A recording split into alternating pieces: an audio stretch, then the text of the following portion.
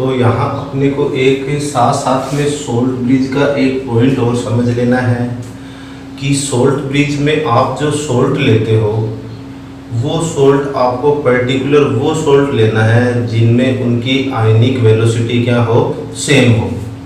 Only those salts can be used in salt bridge whose ionic velocity are same। तो आपको salt bridge में ऐसे salt लेने हैं कि जिनकी आयनिक वेलोसिटी क्या हो, सेम। आयनिक वेलोसिटी सेम का मतलब है कि जैसे मान लीजिए आप ने सोल्ट है, सोल्ट ब्रिज में सोल्ट लिया है KNO3, तो जितनी स्पीड से यहाँ कैटायन मूव करेगा, K पॉजिटिव आयन मूव करेगा, उतनी ही स्पीड से एनायन क्या करना चाहिए, मूव करना चाहिए। मीन्स कैटायन और एनायन है, इनकी स्पीड क्या होनी चाहिए, सेम होनी चाहिए जब सेल में क्या होता है, करंट फ्लो करता है। तो सोल्ट ब्रिज में आप हर कैसा सोल्ट है उसको आप नहीं भर सकते हो, केवल वो ही सोल्ट उसके अंदर आप रखोगे जिसमें कैटायन और एनायन है वो लगभग क्या हो, सेम वेलोसिटी से क्या करते हैं, मूव करते हैं। इसके बाद नेक्स्ट टॉपिक है कि मान लीजिए अपन गैल्वेनिक सेल है, गैल्वेनिक सेल में कोई एक्सटर्नल पोटेंशियल अप्लाई करते हैं, तो एक्सटर्नल पोटेंशियल अप्लाई करें तो उस गैल्वेनिक सेल पर क्या इफेक्ट होगा। तो नेक्स्ट है effect of external potential on galvanic cell। अगर गैल्वेनिक सेल पर आप external potential, outer potential apply करते हो तो क्या इफेक्ट आपको देखने को मिले। तो सबसे पहले मैं एक रफली डायग्राम ड्रॉ कर लेता हूं डैनियल सेल का। जिंक इलेक्ट्रोड, कॉपर इलेक्ट्रोड, इसके अंदर जो सॉल्यूशन है, ये सॉल्यूशन है किसका, जिंक सल्फेट। और यहाँ अपन ने जिंक सल्फेट की कॉन्सेंट्रेशन कितनी ले रखी है, 1 मोलर। इसमें अपन ने कॉपर सल्फेट का सॉल्यूशन ले रखा है और कॉपर सल्फेट सॉल्यूशन की कॉन्सेंट्रेशन है कितनी, 1 मोलर। ये कॉपर रोड, ये जिंक रोड, ये अपन पढ़ चुके थे। फिर ये दोनों हाफ सेल आपस में एक इंटरनल सर्किट सोल्ट ब्रिज के थ्रू कनेक्ट रहते हैं, ये सोल्ट ब्रिज के थ्रू कनेक्ट रहेंगे। यहाँ अपन दोनों मेटल रोड को कनेक्ट करके रखते हैं वोल्ट मीटर या फिर एमीटर से। ये नेगेटिव इलेक्ट्रोड एनोड, ये पॉजिटिव इलेक्ट्रोड कैथोड। तो सबसे फर्स्ट पॉइंट आपको क्या ध्यान रखना है कि आपका जो ये डैनियल सेल था, इस डैनियल सेल में जब आप जिंक सल्फेट और कॉपर सल्फेट सॉल्यूशन की कॉन्सेंट्रेशन जब 1 मोलर लेते हो तो ऐसी कंडीशन में यहाँ जो करंट फ्लो करता है उस करंट की जो वोल्टेज है, पोटेंशियल मीटर कितनी दिखाएगा, 1.1 volt. Zinc sulphate and copper sulphate solution की कॉन्सेंट्रेशन अगर आप 1 मोलर लेते हो तो ऐसी कंडीशन में जो वोल्ट मीटर है, वोल्ट मीटर यहाँ पर आपको रीडिंग दिखाएगा कितनी, 1.1 वोल्ट। मतलब आपका जो डैनियल सेल है, उस डैनियल सेल की जो वोल्टेज है, पोटेंशियल है, वो दोनों हाफ सेल का पोटेंशियल डिफरेंस कितना है, 1.1 वोल्ट। अब अपने को क्या कह रहा है कि मान लीजिए आप इस पर एक एक्सटर्नल पोटेंशियल अप्लाई कर रहे हो, एक एक्सटर्नल बैटरी लगा रहे हो, तो उस एक्सटर्नल बैटरी का इस पर, एक्सटर्नल सेल का इस पर क्या इफेक्ट होगा। तो ये बात अपने को यहाँ से समझनी है। तो यहाँ आपने एक एक्सटर्नल सेल लगा दिया, एक एक्सटर्नल बैटरी लगा दी, तो पोटेंशियल वर्ड से कंफ्यूज नहीं होना है आपको। पोटेंशियल मतलब वोल्टेज। अब यहाँ तीन तरीके की पॉसिबिलिटी है। जो आप एक्सटर्नल जो सेल लगा रहे हो, बैटरी लगा रहे हो, उस एक्सटर्नल सेल की जो पोटेंशियल है, या तो वो क्या होगी, लेस देन 1.1 वोल्ट। जो आपने एक्सटर्नल सेल लगाया है उसका जो पोटेंशियल है, वो पोटेंशियल क्या होगा, लेस देन 1.1 वोल्ट। या फिर ये जो सेल है, इस सेल का पोटेंशियल कितना हो सकता है, इक्वल 1.1 वोल्ट।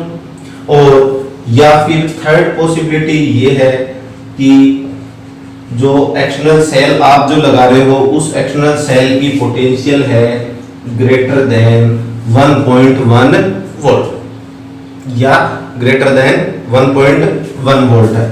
तो ये तीन तरीके की पॉसिबिलिटी है और ये तीनों तरीके की पॉसिबिलिटी यहाँ अपने को समझनी है। मतलब आपने जो एक्सटर्नल पोटेंशियल लगाया वो स्टार्टिंग में लेस देन 1.1 वोल्ट था, फिर और इंक्रीज किया तो वो इक्वल हो गया 1.1 वोल्ट, फिर और इंक्रीज कर रहे हो तो फर्दर जब इंक्रीज किया तो वो हो गया ग्रेटर देन 1.1 वोल्ट।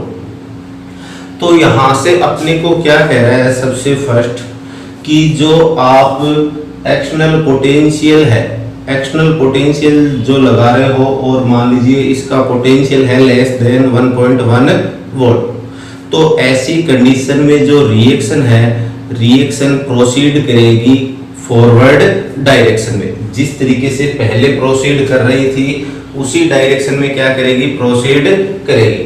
तो मतलब फर्स्ट पॉइंट क्या लिख देंगे अपन, अगर external potential less than 1.1 volt है, outer potential less than 1.1 volt है, तो reaction same as it is forward direction में प्रोसीड करेगी। अब किस तरीके से ये आप पढ़ चुके थे कि इलेक्ट्रॉन जो है, इलेक्ट्रॉन फ्लो कर रहे थे एनोड टू कैथोड, और जो करंट था, करंट फ्लो कर रहा था कैथोड टू एनोड। करंट जो है, करंट फ्लो कर रहा था कैथोड टू एनोड। तो सेम वही फॉरवर्ड डायरेक्शन में अब प्रोसीड करेगी जब एक्सटर्नल पोटेंशियल क्या है, लेस देन 1.1 वोल्ट। तो अपन यहां से क्या लिख देंगे, electron flow from Zn to Cu electrode, Zn to Cu electrode, current flow from copper two Cu electrode, current flow from copper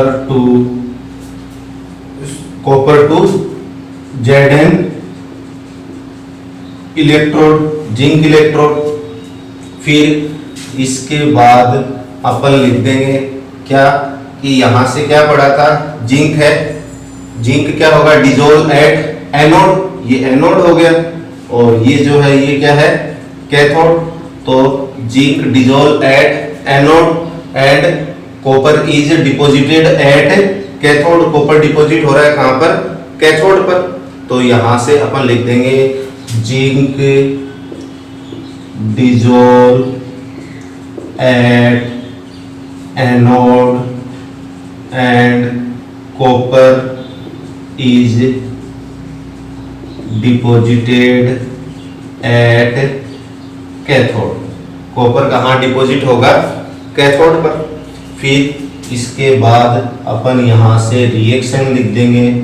तो रिएक्शन क्या पढ़ी थी आपने, ओवरऑल रिएक्शन की जिंक क्या करता है, 2 इलेक्ट्रॉन लॉस करेगा और जिंक आयन में कन्वर्ट होगा। फिर यहाँ से कॉपर आयन ये एक्सटर्नल सर्किट से 2 इलेक्ट्रॉन को गेन करेंगे और कॉपर मेटल की फॉर्म में डिपॉजिट होंगे। तो जब इसकी ओवरऑल रिएक्शन लिखेंगे, ओवरऑल सेल रिएक्शन जब भी लिखते हैं तो ध्यान रखना है इलेक्ट्रॉन आपस में क्या हो जाने चाहिए, कैंसिल आउट हो जाने चाहिए। तो यहाँ अपन देख रहे हैं इलेक्ट्रॉन आपस में कैंसिल आउट हो रहे हैं। तो यहाँ से ओवरऑल रिएक्शन क्या हो गई, zinc metal, zinc metal, metal है तो सॉलिड, कॉपर आयन सॉल्यूशन से है तो एक्वस, प्रोडक्ट साइड में रह गए जिंक आयन और कॉपर मेटल। तो इस तरीके से अपन ने यहाँ ओवरऑल सेल रिएक्शन लिख दी। तो ये इफेक्ट अपने को देखने मिलेंगे जब क्या है, external potential less than 1.1 volt. अब मान लीजिए आप इस एक्सटर्नल पोटेंशियल को इंक्रीज करते हो तो एक्सटर्नल पोटेंशियल है वो इक्वल हो जाती है किसके, 1.1 वोल्ट के। तो जब एक्सटर्नल पोटेंशियल 1.1 वोल्ट के इक्वल हो जाती है तो ऐसी कंडीशन में क्या होगा कि जो सेल है, सेल की रिएक्शन क्या हो जाएगी, स्टॉप हो जाएगी। आपके डैनियल सेल की पोटेंशियल भी 1.1 वोल्ट और जो एक्सटर्नल पोटेंशियल लगा रहे हैं वो भी कितनी है, 1.1 वोल्ट। तो ऐसी कंडीशन में क्या होगा कि जो सेल रिएक्शन है, सेल रिएक्शन स्टॉप हो जाएगी। अब सेल रिएक्शन स्टॉप हो गई तो मतलब इलेक्ट्रॉन का फ्लो भी नहीं होगा, और इलेक्ट्रॉन का फ्लो नहीं होगा तो मतलब करंट भी फ्लो नहीं करेगा। तो यहाँ से लिख देंगे जब एक्सटर्नल पोटेंशियल 1.1 वोल्ट हो जाता है तो no flow of electrons, no flow of current and no net chemical reaction. तो ये इफेक्ट देखने को मिलते हैं कब, जब एक्सटर्नल पोटेंशियल 1.1 वोल्ट के इक्वल हो जाए। इसके बाद आपने एक्सटर्नल पोटेंशियल को फर्दर इंक्रीज किया, और जब फर्दर इंक्रीज करोगे तो ये ग्रेटर देन हो जाएगी किसके, 1.1 वोल्ट के। मतलब आपके जो डैनियल सेल से जो पोटेंशियल आ रहा है वो कितना है, 1.1 वोल्ट प्रोड्यूस हो रहा है। जो आपने एक्सटर्नल पोटेंशियल लगाई है, एक्सटर्नल पोटेंशियल जो है वो हो गई ग्रेटर देन 1.1 वोल्ट। तो अब ये आपको थोड़ा ध्यान से समझना पड़ेगा। तो जैसे ही external potential greater than 1.1 volt हो जाती है तो ऐसी कंडीशन में क्या होगा कि रिएक्शन वापस से स्टार्ट हो जाएगी, लेकिन इस बार रिएक्शन बैकवर्ड डायरेक्शन में, ऑपोजिट डायरेक्शन में स्टार्ट हो जाएगी। जब लेस देन 1.1 वोल्ट था तब तो फॉरवर्ड में थी, इक्वल आता ही रिएक्शन स्टॉप हो गई। अब जब ग्रेटर हुआ तो रिएक्शन वापस से स्टार्ट तो हो जाएगी, लेकिन in opposite direction. Reaction start होगी ऑपोजिट डायरेक्शन में। तो ऑपोजिट डायरेक्शन का मतलब हो गया अब इलेक्ट्रॉन फ्लो करेंगे from Cu to Zn electron, electron flow from Cu to Zn electrode. तो करंट फ्लो करने लगेगा, इलेक्ट्रॉन तो फ्लो कर रहे हैं कॉपर से जिंक इलेक्ट्रोड, तो करंट जाएगा जिंक से कॉपर इलेक्ट्रोड। तो करंट जो है, करंट फ्लो करेगा, current flow from zinc to copper electrode. अब क्या होगा, तो अब क्या होगा, कॉपर तो डिजोल्व होगा, कॉपर डिजोल्व एट एनोड। अब ये एनोड हो जाएगा, कॉपर डिजोल्व एट एनोड और जिंक डिपॉजिटेड एट कैथोड। तो कॉपर तो अब डिजोल्व हो रहा है एनोड पर और कॉपर डिपॉजिट हो रहा है कहां पर, सॉरी, कॉपर तो डिजोल्व हो रहा है एनोड पर और जिंक डिपॉजिट हो रहा है कहां, कैथोड पर। तो जस्ट इसके ऑपोजिट हो गया। Copper dissolve at anode, zinc deposited at cathode. तो यहां से लिख देंगे copper dissolve at anode and zinc is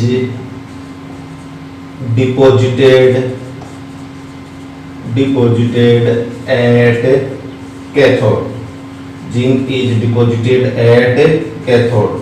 इसके बाद ओवरऑल सेल रिएक्शन, तो सेल रिएक्शन भी क्या हो जाएगी इसके जस्ट ऑपोजिट। तो सेल रिएक्शन हो गई copper metal zinc ion gives copper ion and zinc metal.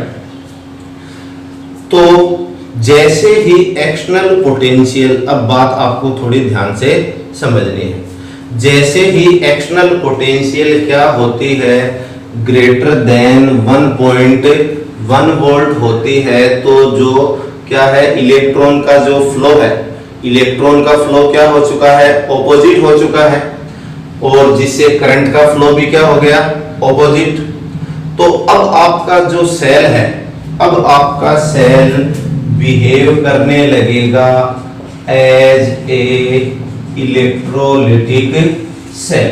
ये पॉइंट आपको खास तौर पर ध्यान से समझना है। अब आपका सेल जो बिहेव करने लगा किसकी तरह बिहेव करने लगा, इलेक्ट्रोलिटिक सेल की तरह। अब ऐसा किस वजह से, क्योंकि अब जो इलेक्ट्रिकल एनर्जी है, जो आप बाहर से इलेक्ट्रिकल एनर्जी की सप्लाई कर रहे हो, वो इलेक्ट्रिकल एनर्जी यूज हो रही है एक नॉन स्पॉन्टेनियस केमिकल रिएक्शन को कैरिड आउट करने के लिए। कि जो ऑपोजिट डायरेक्शन में रिएक्शन स्टार्ट हुई, जो कि क्या थी नॉन स्पॉन्टेनियस, मतलब अपने आप तो हो नहीं रही थी। कब हुई वो, जब आपने एक्सटर्नल पोटेंशियल क्या ग्रेटर देन 1.1 वोल्ट रखी। तो जैसे ही ग्रेटर देन 1.1 वोल्ट रखी, तो इस इलेक्ट्रिकल एनर्जी की वजह से ये ऑपोजिट रिएक्शन क्या हो गई स्टार्ट हो गई। अब ये ऑपोजिट रिएक्शन जो है वो नॉन स्पॉन्टेनियस है, अपने आप तो हो नहीं सकती, आपने करवाई है इलेक्ट्रिकल एनर्जी की सप्लाई करके। ये स्पॉन्टेनियस नॉन स्पॉन्टेनियस का मैं मतलब आपको पहले ही समझा चुका हूं। तो अब जो इलेक्ट्रिकल एनर्जी है वो इलेक्ट्रिकल एनर्जी यूज हो रही है किसके लिए, नॉन स्पॉन्टेनियस केमिकल रिएक्शन को कैरिड आउट करने के लिए।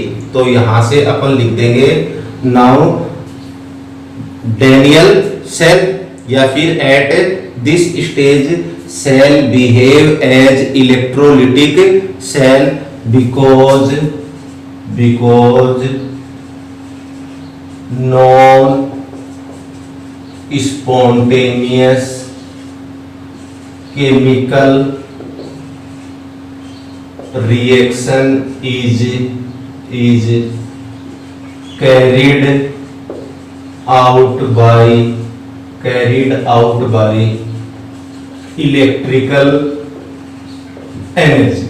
जो अब जो नॉन स्पॉन्टेनियस केमिकल रिएक्शन है वो किसकी वजह से हो रही है, इलेक्ट्रिकल एनर्जी की वजह से।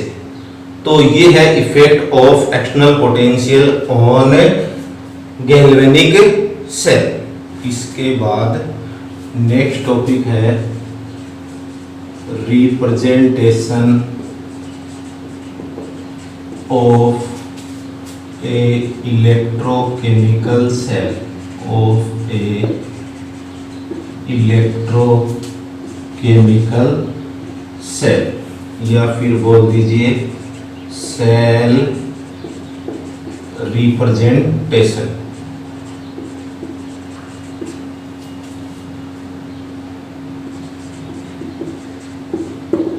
तो किस तरीके से अपन सेल का रिप्रेजेंटेशन करते हैं ये अपने को समझना है।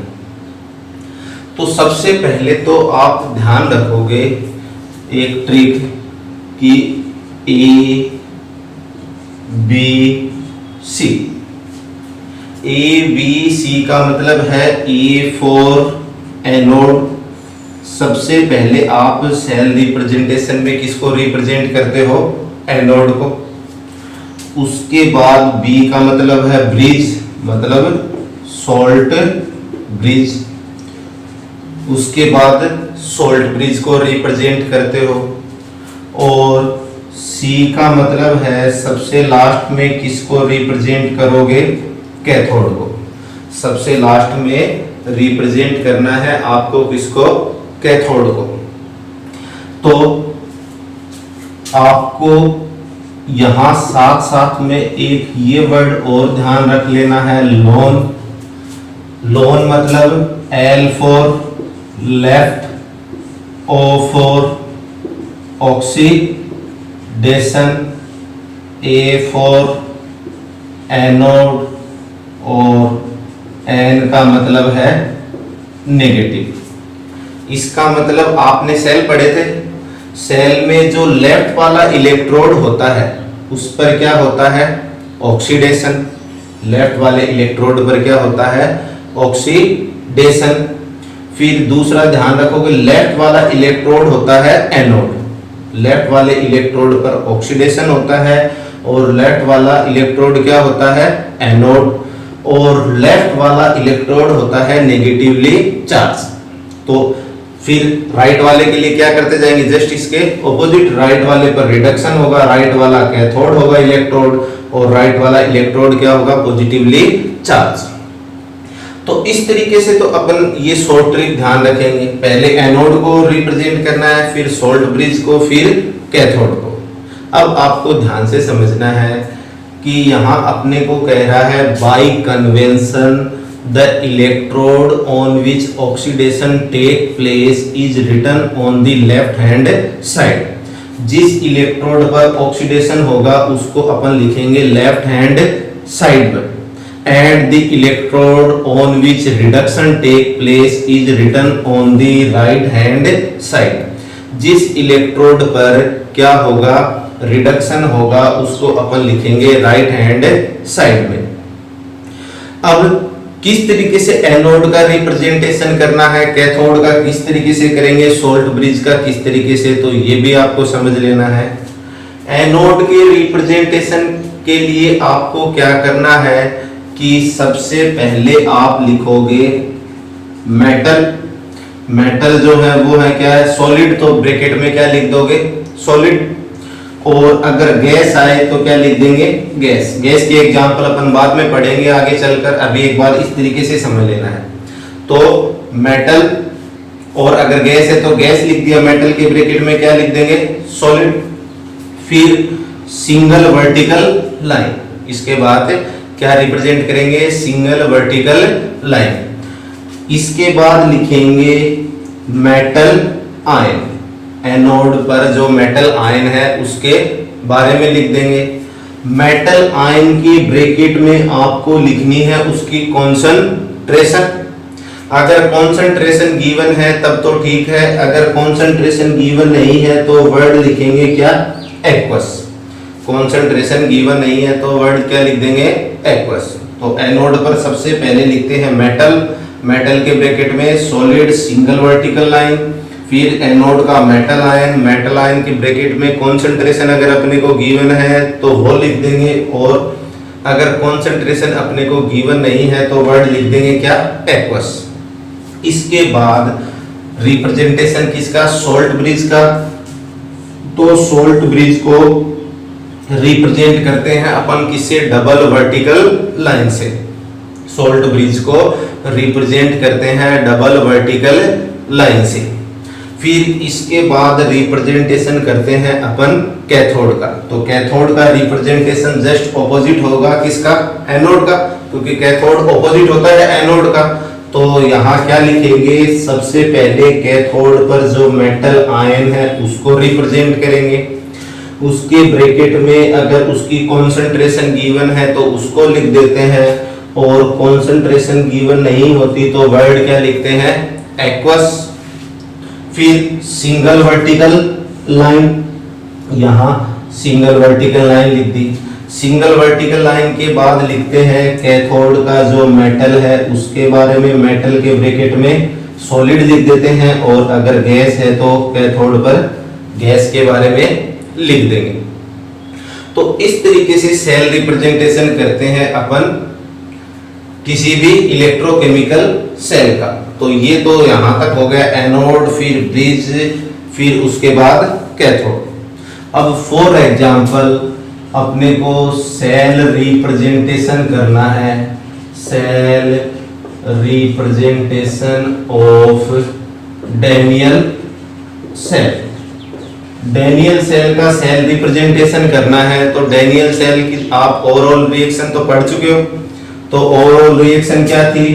Zinc solid copper ion gives zinc ion plus copper metal क्या होता है? डिपॉजिट होता है। तो सबसे पहले अपने को मान लीजिए कि पता नहीं चल रहा, वैसे तो आप डैनियल सेल पढ़ चुके हो कि कौन से एनोड पर कौन सी रिएक्शन होती है, कैथोड पर कौन सी, लेकिन फिर भी मान लीजिए आपको नहीं पता है तो यहां देख लेंगे कि कौन सी रिएक्शन जो है किसका ऑक्सीडेशन हो रहा है, किसका रिडक्शन। तो जिंक फ्री स्टेट में, फ्री स्टेट मतलब 0 से 2+, मतलब जिंक से जब जिंक आयन बन रहा है तो ये क्या हो रहा है? ऑक्सीडेशन। और यहाँ कॉपर 2+ से फ्री स्टेट मतलब 0 हो गया ऑक्सीडेशन नंबर, तो 2+ से 0 में तो इसका मतलब क्या हो रहा है? रिडक्शन। अब इसका अपने को सेल रिप्रेजेंटेशन करना है तो पहले करेंगे एनोड। एनोड मतलब जिसका क्या हो रहा है? ऑक्सीडेशन। तो उसमें सबसे पहले लिखते हैं मेटल को। तो मेटल कौन है? जिंक। मेटल हो गया जिंक ब्रैकेट में सॉलिड सिंगल वर्टिकल लाइन। फिर एनोड का मेटल आयन, तो मेटल आयन कौन है? Zinc ion. अब आपको ध्यान में हो तो डैनियल सेल में अपन ने क्या किया था? जिंक सल्फेट की कॉन्सेंट्रेशन कितनी ली थी? 1 मोलर। तो कॉन्सेंट्रेशन अपने को पता है तो कॉन्सेंट्रेशन अपन ने लिख दी 1 मोलर। तो ये तो रिप्रेजेंटेशन कर दिया एनोड का। एनोड के बाद सोल्ट ब्रिज, तो सोल्ट ब्रिज को अपन रिप्रेजेंट करते हैं डबल वर्टिकल लाइन से। डबल वर्टिकल लाइन से रिप्रेजेंट कर दिया। इसके बाद रिप्रेजेंटेशन करेंगे किसका? कैथोड का। तो कैथोड में सबसे पहले मेटल आयन। अब कैथोड पर कौन सी रिएक्शन होती है? रिडक्शन। तो ये रिएक्शन रिडक्शन रिएक्शन को रिप्रेजेंट कर रही है। तो यहां से अपन देख रहे हैं मेटल आयन हो गया कॉपर आयन। तो डैनियल सेल में अपन ने पढ़ा था copper ion, copper sulphate solution की कॉन्सेंट्रेशन कितनी थी? 1 मोलर। तो इसके ब्रैकेट में अपन ने लिख दिया 1 मोलर। फिर सिंगल वर्टिकल लाइन, उसके बाद मेटल, तो मेटल हो गया कॉपर और इसके ब्रैकेट में लिख दिया अपन ने सॉलिड। तो इस तरीके से अपन ने सेल रिप्रेजेंटेशन किया है डैनियल सेल का। यहीं से अपन एक एग्जांपल और समझ लेते हैं। मान लीजिए अपने को रिएक्शन गिवन है Fe plus 2Ag plus aqueous gives Fe2 plus aqueous plus 2Ag solid. इसका सेल रिप्रेजेंटेशन करना है तो अब अपने को जैसा कि पता नहीं है कौन सी रिएक्शन एनोड पर होती है कौन सी कैथोड पर, तो पता कर लेंगे जिसका ऑक्सीडेशन हुआ है वो एनोड की रिएक्शन है और जिसका रिडक्शन हुआ है वो कैथोड की रिएक्शन। तो ये 0 से कन्वर्ट हो रहा है 2+ में, 0 से 2+ में कन्वर्ट हो रहा है तो मतलब इसका ऑक्सीडेशन हो रहा है और ये +1 से 0 में तो मतलब इसका रिडक्शन। तो ये रिएक्शन है एनोड की और ये वाली रिएक्शन है किसकी? कैथोड की। तो सेल रिप्रेजेंटेशन करेंगे तो सबसे पहले एनोड, एनोड मतलब ऑक्सीडेशन रिएक्शन। तो मेटल Fe हो गया ब्रैकेट में सॉलिड सिंगल वर्टिकल लाइन। उसके बाद मेटल आयन हो गया इसका Fe2 पॉजिटिव ब्रैकेट में कॉन्सेंट्रेशन। अब कॉन्सेंट्रेशन अपने को पता नहीं है तो वर्ड लिख देंगे एक्वस। तो ये तो एनोड का रिप्रेजेंटेशन। एनोड के बाद सोल्ट ब्रिज, तो सोल्ट ब्रिज को रिप्रेजेंट करेंगे किसे? डबल वर्टिकल लाइन से। फिर कैथोड, कैथोड पर जो रिएक्शन होती है वो रिडक्शन रिएक्शन। तो मेटल आयन रिडक्शन रिएक्शन का Ag प्लस हो गया। इसके ब्रैकेट में कॉन्सेंट्रेशन अपने को गिवन नहीं है तो वर्ड लिख देंगे एक्वस इन स्टोकियोमेट्रिक कोफिशिएंट को अपन यहाँ नहीं लिखते हैं। इसके बाद सिंगल वर्टिकल लाइन मेटल हो गया सिल्वर ब्रैकेट में सॉलिड। तो इस तरीके से अपन ने इसका सेल रिप्रेजेंटेशन किया है रिएक्शन का। अब यहाँ एक बात और ध्यान रखनी है कि ये जो सिंगल वर्टिकल लाइन है, ये सिंगल वर्टिकल लाइन रिप्रेजेंट करती है कि जो दोनों की दोनों स्पीसीज हैं, ये स्पीसीज आपस में क्या है, डायरेक्ट कांटेक्ट में। आपने पढ़ा भी है कि जैसे जिंक और जिंक आयन, जिंक रोड को अपन जिंक सल्फेट सॉल्यूशन में डिप रखते हैं। तो ये जो सिंगल वर्टिकल लाइन है, ये सिंगल वर्टिकल लाइन बताती है कि जो स्पीसीज हैं, स्पीसीज आपस में क्या है, डायरेक्ट कांटेक्ट में। तो इस तरीके से अपन किसी भी सेल का क्या करते हैं, रिप्रेजेंटेशन करते हैं। तो नेक्स्ट टॉपिक है इलेक्ट्रोड पोटेंशियल। इलेक्ट्रोड पोटेंशियल को जनरली अपन ई से रिप्रेजेंट करते हैं। पहले तो एक बार इसमें आपको छोटा सा नाम से ध्यान रख लेना, इलेक्ट्रोड पोटेंशियल मतलब एक सिंगल इलेक्ट्रोड का पोटेंशियल। सिंगल इलेक्ट्रोड की वोल्टेज ही क्या कहलाती है, इलेक्ट्रोड पोटेंशियल। सिंगल इलेक्ट्रोड मतलब हाफ सेल। तो एक हाफ सेल की जो वोल्टेज होती है, हाफ सेल का जो पोटेंशियल होता है, वही क्या कहलाता है, इलेक्ट्रोड पोटेंशियल। अब अपन इसके रियल में जो कॉन्सेप्ट है उसको डिस्कस करते हैं। तो अपने को यहाँ ध्यान रखना है कि जो इलेक्ट्रोड पोटेंशियल का कॉन्सेप्ट समझने के लिए, मान लीजिए आपके पास एक मेटल रोड है और वो मेटल रोड कांटेक्ट में है, किसके कांटेक्ट में, अपने ही मेटल आयन के कांटेक्ट में।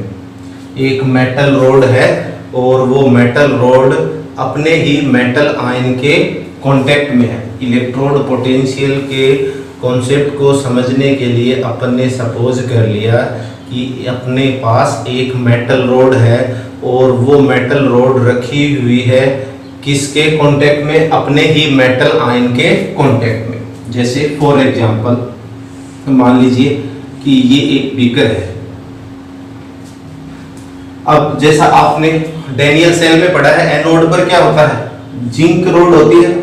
एनोड पर जिंक रोड होती है, ये जिंक रोड हो गई। और ये जिंक रोड आप किसके अंदर रखते हो, जिंक सल्फेट सॉल्यूशन। तो अपने ही सॉल्यूशन के अंदर, मैंने आपको बताया भी था कि क्या होता है सेल में, कि इन जनरल ये होता है कि जो मेटल रोड है वो अपने ही मेटल आयन के सॉल्यूशन में, एक्वस सॉल्यूशन में डिप्ड होती है।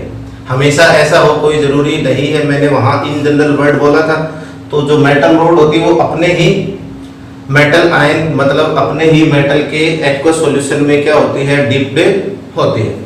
तो जिंक रोड है वो अपने ही जिंक सल्फेट मतलब Zn2 पॉजिटिव SO4 नेगेटिव। ऐसे ही आपने क्या कैथोड पर पढ़ा था, कॉपर रोड, और कॉपर रोड डिप्ड होती है कॉपर सल्फेट सॉल्यूशन में। अब कॉपर सल्फेट मतलब कॉपर रोड और Cu2 पॉजिटिव और ये SO4 नेगेटिव। तो मेटल अपने ही मेटल आयन में, कॉपर आयन में जिंक आयन में डिप्ड है। अब सिंपली मैं मान लीजिए मेटल को M से रिप्रेजेंट कर रहा हूं, मेटल को मैंने रिप्रेजेंट कर दिया M से। तो अपने ही मेटल आयन मतलब M पॉजिटिव। तो अपने इलेक्ट्रोड पोटेंशियल को कॉन्सेप्ट को समझने के लिए अज्यूम कर लिया कि एक मेटल रोड अपने ही मेटल आयन के सॉल्यूशन के अंदर रखी हुई है। तो यहाँ तीन तरीके की पॉसिबिलिटी है। तो मैं इस डायग्राम को, एक ही डायग्राम है, इसको 3 बार ड्रॉ कर देता हूं मैं। तो ये मेटल रोड और ये हो गया मेटल आयन। इसी तरीके से एक बार और ड्रॉ कर देते हैं अपन इसको, मेटल रोड और ये हो गया इसका मेटल आयन। तो 3 तरीके की पॉसिबिलिटी क्या है कि पहली पॉसिबिलिटी ये है कि मान लीजिए मेटल आयन है, मेटल आयन कोलाइड कर रहे हैं किससे, मेटल रोड से। मेटल आयन कोलाइड कर रहे हैं मेटल रोड से, और मेटल रोड से वापस से निकल रहे हैं क्या, मेटल आयन। मतलब मेटल आयन ने इस मेटल रोड से n इलेक्ट्रॉन गेन किए, मेटल आयन ने इस मेटल रोड से n इलेक्ट्रॉन गेन किए और मेटल एटम में कन्वर्ट हो गए। फिर दूसरा काम क्या किया कि मेटल रोड से मेटल एटम m ने क्या किए, n इलेक्ट्रॉन लॉस किए, और लॉस किए तो वो मेटल आयन में कन्वर्ट हो गए। मेटल आयन ने रोड से n इलेक्ट्रॉन गेन किए, मेटल एटम में कन्वर्ट हो गए। फिर दूसरा क्या कि मेटल रोड से जो मेटल एटम है उन्होंने n इलेक्ट्रॉन लॉस किए और मेटल आयन में कन्वर्ट हो गए। तो पहली पॉसिबिलिटी ये है। तो यहां अपन देख रहे हैं यहां ओवरऑल कुछ भी चेंज नहीं आया, मतलब ओवरऑल नेट रिएक्शन क्या है, जीरो। तो कोई भी रिएक्शन नहीं है। किस तरीके से, जब आप इन दोनों रिएक्शन को सम करोगे तो ये सभी आपस में एक दूसरे से कैंसिल आउट हो गए। मतलब इसमें इस वाले फर्स्ट पॉसिबिलिटी में यहां आपको कुछ भी चेंज देखने को नहीं मिला है। इसके बाद सेकंड पॉसिबिलिटी की बात आती है। सेकंड पॉसिबिलिटी की बात करें, इसको मैं थोड़ा दूर बना देता हूं यहां। सेकंड पॉसिबिलिटी की बात कर रहा है मेटल रॉड और मेटल आयन। अब सेकंड पॉसिबिलिटी में मान लीजिए कि जो मेटल आयन है, मेटल आयन कोलाइड कर रहे हैं मेटल रोड से, और मेटल रोड से जैसे ही कोलाइड करते हैं, टकराते हैं, वहां से वो इलेक्ट्रॉन गेन करते हैं और मेटल एटम में कन्वर्ट हो जाते हैं। बस इतना काम हो रहा है। मेटल आयन कोलाइड करते हैं मेटल रोड से, और मेटल रोड से n इलेक्ट्रॉन गेन करते हैं और मेटल एटम में कन्वर्ट हो जाते हैं। मेटल आयन ने मेटल रोड से n इलेक्ट्रॉन गेन किए और मेटल एटम में कन्वर्ट हो गए। अब इसका मतलब क्या हुआ, अब ये बात आपको पता भी है कि यहाँ मेटल आयन का क्या हुआ है, रिडक्शन। आपको मैंने बता रखा है रिडक्शन कैसे होता है, बाय गेन ऑफ इलेक्ट्रॉन। तो यहाँ इलेक्ट्रॉन गेन कर रहा है, तो मतलब यहाँ मेटल आयन का क्या हुआ है, रिडक्शन। दूसरे इस तरीके से भी समझ सकते हो। ऑक्सीडेशन नंबर n प्लस से फ्री स्टेट मतलब 0, n प्लस से 0 मतलब क्या हो रहा है, डिक्रीज हो रहा है। तो जब ऑक्सीडेशन नंबर कम होता है तो क्या होता है, रिडक्शन। तो यहां से आपने क्या पता किया कि मेटल आयन का क्या हो रहा है, रिडक्शन। तो सेकंड पॉसिबिलिटी में आपने देखा कि मेटल आयन मेटल रोड से n इलेक्ट्रॉन गेन करते हैं और फिर मेटल एटम में कन्वर्ट हो जाते हैं।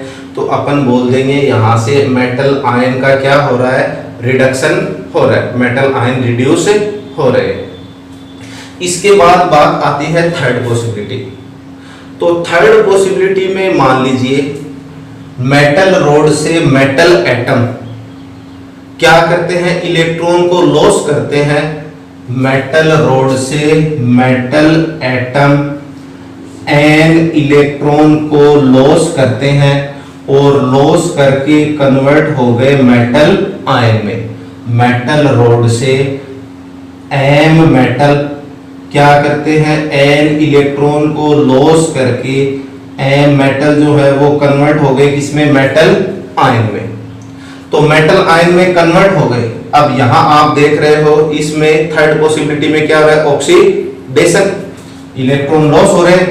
तो अपन ने पढ़ा है क्या, ऑक्सीडेशन। ऑक्सीडेशन कैसे होता है, बाय लॉस ऑफ इलेक्ट्रॉन। तो इलेक्ट्रॉन लॉस हो रहे हैं, तो थर्ड पॉसिबिलिटी में यहां आपको क्या देखने को मिल रहा है, ऑक्सीडेशन। और वैसे ऑक्सीडेशन नंबर से भी पता कर सकते हो, 0 फ्री स्टेट में है, मेटल एटम है, तो 0 से n प्लस ऑक्सीडेशन नंबर बढ़ रहा है। और ऑक्सीडेशन नंबर जब बढ़े तो मतलब क्या हो रहा है, ऑक्सीडेशन। तो ये तीन पॉसिबिलिटी है। तो पहली में आपने देखा कि कुछ भी चेंज नहीं आ रहा है ओवरऑल, क्योंकि ऑक्सीडेशन भी हुआ है और रिडक्शन भी। तो ओवरऑल मतलब कोई भी क्या है, नो रिएक्शन। फिर सेकेंड पॉसिबिलिटी में आप देख रहे हो कि metal ion an electron gain करते हैं मेटल रोड से और एन मेटल में कन्वर्ट हो जाते हैं। थर्ड पॉसिबिलिटी में आपने देखा कि मेटल रोड से एन मेटल है, एन इलेक्ट्रॉन को लॉस करके मेटल आयन में कन्वर्ट हो गए, तो मतलब मेटल एटम का क्या हो रहा है, ऑक्सीडेशन। अब यहां आपको जो एक्चुअल जो कुछ भी यहाँ हैपन हो रहा है, जो कुछ भी आपको यहाँ दिखाई दे रहा है, वो सब कुछ डिपेंड करेगा मेटल और मेटल आयन की टेंडेंसी पर। एक्चुअल में यहाँ जो कुछ भी हो रहा है वो डिपेंड करेगा मेटल एटम और मेटल आयन की टेंडेंसी पर। अब यहाँ से समझना है कि मान लीजिए कि मेटल आयन है, क्या है, मेटल आयन, इसकी टेंडेंसी है रिड्यूस होने की। मेटल आयन की टेंडेंसी है क्या होने की, रिड्यूस होने की। तो ऐसी कंडीशन में क्या करेगा, मेटल आयन एन इलेक्ट्रॉन को गेन करेगा, किससे, मेटल रोड से। दोबारा सुनोगे कि मान लीजिए मेटल आयन की टेंडेंसी है रिड्यूस होने की, तो ऐसी कंडीशन में क्या करेगा, मेटल आयन मेटल रोड से एन इलेक्ट्रॉन क्या करेगा, गेन करेगा।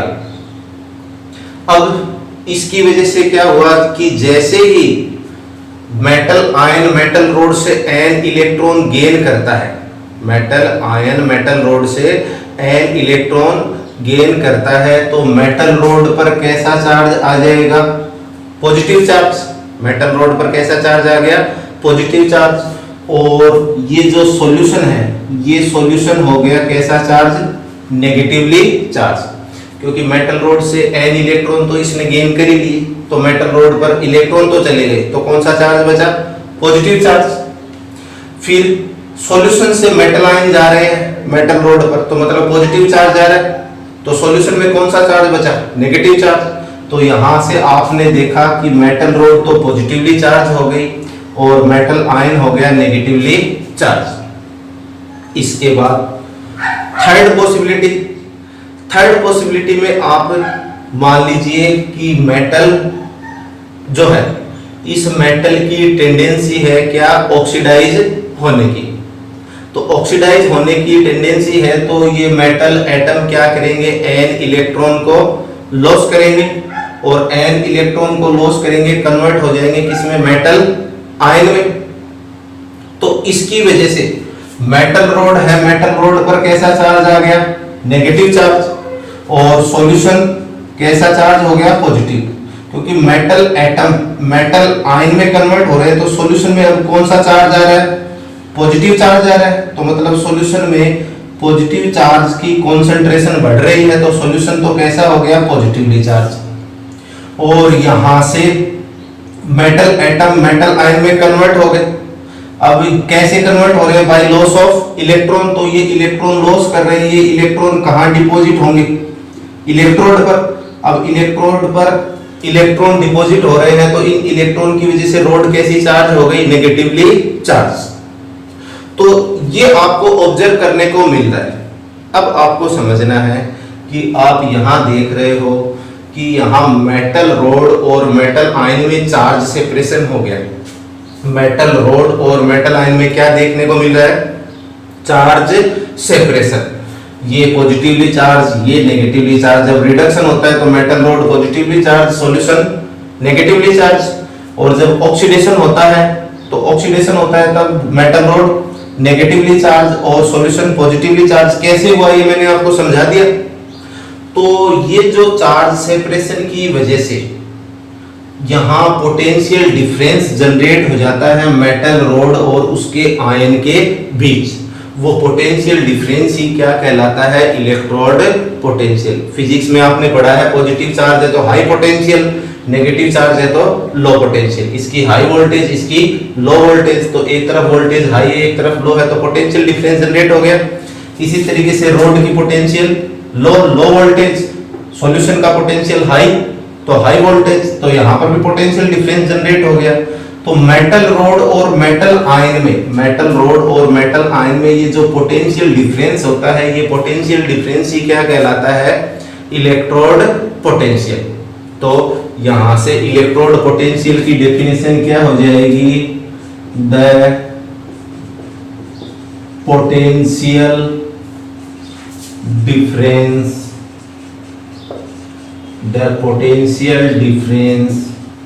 in between metal and its ion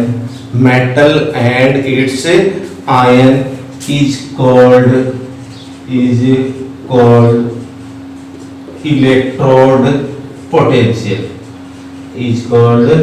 electrode potential. इसी तरीके से आप इसी डेफिनेशन को दूसरे तरीके से बता सकते हो कि मान लीजिए एक इलेक्ट्रोड है, उस इलेक्ट्रोड की इलेक्ट्रॉन लॉस करने की टेंडेंसी है, या फिर उस इलेक्ट्रोड की इलेक्ट्रॉन गेन करने की टेंडेंसी है, तो वो भी क्या कहलाएगा? Electrode potential. क्योंकि जब इलेक्ट्रॉन क्या करेंगे? लॉस और गेन करेंगे, तभी क्या आएगा? Charge separation. तो किसी भी इलेक्ट्रोड की इलेक्ट्रॉन लॉस और गेन करने की जो टेंडेंसी है वो भी क्या कहलाती है? Electrode potential. तो सेकंड डेफिनेशन हो जाएगी the tendency of an electrode to loss और gain electron in solution is also called electrode potential. ये भी क्या कहलाता है? Electrode potential. अब इसके बाद इलेक्ट्रोड पोटेंशियल होता है दो तरीके का। इसके बाद इलेक्ट्रोड पोटेंशियल होगा दो तरीके का। पहला है ऑक्सीडेशन पोटेंशियल। ऑक्सीडेशन पोटेंशियल को अपन रिप्रेजेंट करते हैं ई ऑक्सीडेशन से। तो डेफिनेशन क्या हो गई ऑक्सीडेशन पोटेंशियल की? The tendency of an electrode to loss electron. किसी भी इलेक्ट्रोड की इलेक्ट्रॉन लॉस करने की टेंडेंसी है तो वो क्या कहलाएगा? Oxidation potential. The tendency of an electrode to loss electron in solution. अपने सॉल्यूशन में इलेक्ट्रॉन लॉस करने की जो टेंडेंसी है वो टेंडेंसी क्या कहलाएगी? Electrode potential. इसी डेफिनेशन को भी आप एक और तरीके से बता सकते हो कि मान लीजिए एक इलेक्ट्रोड है और उस इलेक्ट्रोड पर अगर क्या हो रहा है? ऑक्सीडेशन। एक इलेक्ट्रोड है और उस इलेक्ट्रोड पर क्या हो रहा है? ऑक्सीडेशन। वो क्या कहलाएगा? Oxidation potential. तो क्या हो गई next definition? If oxidation take place if oxidation take place at the electrode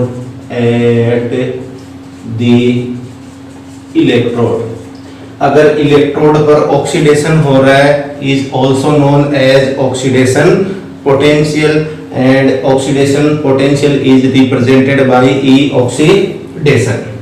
तो इसी तरीके से सेम जो सेकंड टाइप है, सेकेंड टाइप हो जाएगा रिडक्शन पोटेंशियल। सेकेंड टाइप हो गया क्या? Reduction potential. रिडक्शन पोटेंशियल को अपन रिप्रेजेंट करेंगे ई रिडक्शन से। रिडक्शन पोटेंशियल को अपन किससे रिप्रेजेंट करेंगे? ई रिडक्शन से। तो रिडक्शन पोटेंशियल क्या हो गया? The tendency of an electrode to gain electron. Reduction कैसे होता है? By gain of electron. तो किसी भी इलेक्ट्रोड की इलेक्ट्रॉन गेन करने की अगर टेंडेंसी है तो वो क्या कहलाएगा? Reduction potential. तो यहां से लिख देंगे the tendency of an electrode to gain electron in solution. ये रिडक्शन पोटेंशियल हो गया। दूसरी सेकंड डेफिनेशन अगर अपने को बतानी है तो जिस इलेक्ट्रोड पर अगर क्या हो रहा है, रिडक्शन रिएक्शन हो रही है, तो वो भी क्या कहलाएगा, रिडक्शन पोटेंशियल। तो जिस हाफ सेल पर अगर रिडक्शन रिएक्शन होती है तो वो भी क्या कहलाता है, रिडक्शन पोटेंशियल। तो इफ रिडक्शन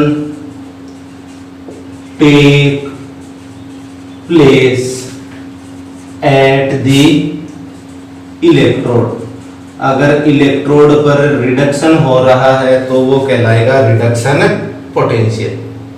इसके बाद एक इंपॉर्टेंट पॉइंट आपको यहां ध्यान रखना है कि ऑक्सीडेशन और रिडक्शन पोटेंशियल की वैल्यू जो है, ऑक्सीडेशन और रिडक्शन पोटेंशियल की वैल्यू सेम होगी, न्यूमेरिकल वैल्यू सेम होगी, बस डिफरेंस होगा साइन का। ये साइन में आपस में ऑपोजिट होते हैं। अगर किसी मेटल की ऑक्सीडेशन पोटेंशियल की वैल्यू नेगेटिव है तो रिडक्शन पोटेंशियल की वैल्यू क्या होगी, पॉजिटिव, जबकि उसकी न्यूमेरिकल वैल्यू क्या होगी, सेम। तो ध्यान रखोगे कि ऑक्सीडेशन पोटेंशियल और रिडक्शन पोटेंशियल न्यूमेरिकल वैल्यू तो सेम होती है, लेकिन इनके साइन क्या होते हैं, ऑपोजिट होते हैं। Oxidation potential and reduction potential are opposite to each other, opposite to each other. Their numerical values are same, but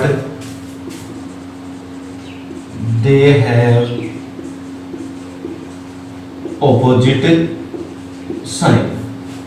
तो क्या कह रहा है, ऑक्सीडेशन पोटेंशियल और रिडक्शन पोटेंशियल है आपस में एक दूसरे के ऑपोजिट होते हैं। मतलब कि रिडक्शन पोटेंशियल है, रिडक्शन पोटेंशियल की वैल्यू अगर पॉजिटिव है तो ऑक्सीडेशन पोटेंशियल की वैल्यू क्या होगी, नेगेटिव।